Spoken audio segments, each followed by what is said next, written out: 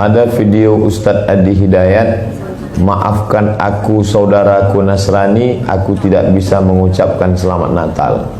Karena orang yang mengucapkan selamat Natal, maka dia sudah mengakui tiga. Yang pertama, mengakui bahwa Isa anak Tuhan. Yang kedua, mengakui bahwa Isa lahir 25 Desember. Yang ketiga, mengakui bahwa Isa mati di palang salib. Ketiga-tiga ini dibantah oleh Al-Quran. Bahwa Isa anak Tuhan dibantah. Laqad kafaral ladzina qalu innallaha salisu salasah. Kafirlah orang yang mengatakan Isa Trinitas dan anak Tuhan. Tentang Nabi Isa lahir tanggal 25 Desember dibantah. Ketika Maryam memegang Isa, tidak ada makanan karena terlahir di tepian kota. Allah memerintahkan menggoncang pangkal batang pohon korma, tusakit alaiki rutaban jania, gugur buah korma yang mengkal. Buah korma mengkal ada pada musim panas bulan Juli Agustus. Ketika Isa lahir, kambing-kambing sedang digembalakan di padang rumput, sedangkan bulan 12 rumput tidak tumbuh karena tertutup salju.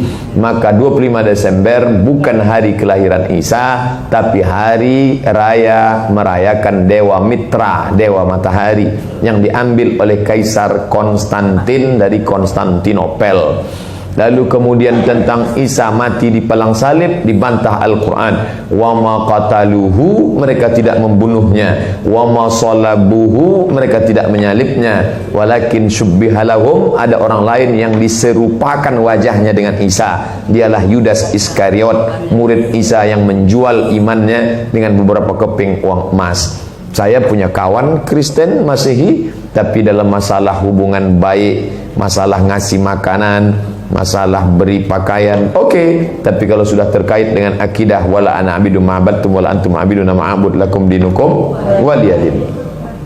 Tentang masalah tahun baru, apakah 1 Januari itu bersih, tidak ada hubung kait dengan agama?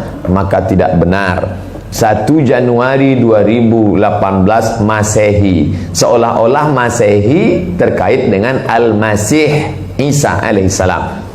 Itu kalender dibuat oleh Kaisar Julian dari Romawi kuno. Kaisar Julian membuat kalender, maka dibuat nama dia Kaisar Julian, maka disebut Julian kalender. Lalu kemudian Julian kalender dibawa ke Vatikan, dirobah oleh Kaisar Raja Pendeta Paus Vatikan bernama Paus Gregorius. Maka sampai sekarang disebut dia dengan Gregorian kalender. Lalu kemudian ketika terbentuk PBB, United Nation, Persatuan Bangsa-Bangsa, bingung mau pakai kalender apa. Di dunia banyak sekali kalender, maka diseragamkanlah, dipakailah Gregorian kalender. Yang sebelumnya kita kerajaan Pasundan, kerajaan Demak, kerajaan Riau, Sendripura itu pakai kalender Hijriah. Termasuk Yogyakarta pakai kalender Saka, karena Sultan Agung Jawa mengkawinkan antara kalender Jawa dengan kalender Hijriah, karena ingin mendamaikan antara Jawa dengan Islam. Maka setiap menyambut tahun baru Saka sekaligus menyambut tahun baru Hijriah. Kalender Masehi muncul belakangan, tidak tepat penisbatannya kepada Al-Masih karena Isa tidak tahu menahu tentang itu. Itu murni diambil oleh Kaisar Gregorius, yang diambilnya ke Vatikan menjadi Gregorian kalender. Jadi kita menyatakan tahun baru, betul tahun baru, tapi tahun baru Romawi. Tahun baru Romawi, jangan kaitkan kepada Isa alaihissalam, dia masih terkait. Adapun tahun baru Jepang tak ada terkait dengan akidah. Nah, ini tahun kalender yang baru. Tidak meyakini bahwa dengan kalender yang baru ini nasib berubah menjadi baru. Siapa yang asap malam itu paling banyak mengepul ke atas, maka rezekinya yang paling murah. Lalu membakar ayam sampai 2000 ekor.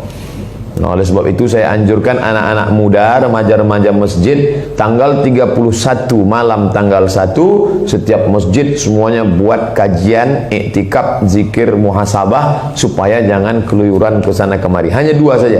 Anak-anak muda pergi ke masjid mulai jam 10, jam 11, jam 12, jam 1, jam 2, atau habis isya tidur. Saya nggak bisa tidur Pak Ustadz. Biasa malam kalau nggak bisa tidur, habis isya makan antimo 2. Nguap tidur langsung. Itu saja. Adapun nanti Ustadz malam tahun baru apakah buat muhasabah di masjid? Enggak. Saya berangkat 28-29 umroh, maka tahun baru di Madinah. Tahun lalu juga begitu. Tapi tahun sebelumnya dibuat acara muhasabah. Wallahu a'lam.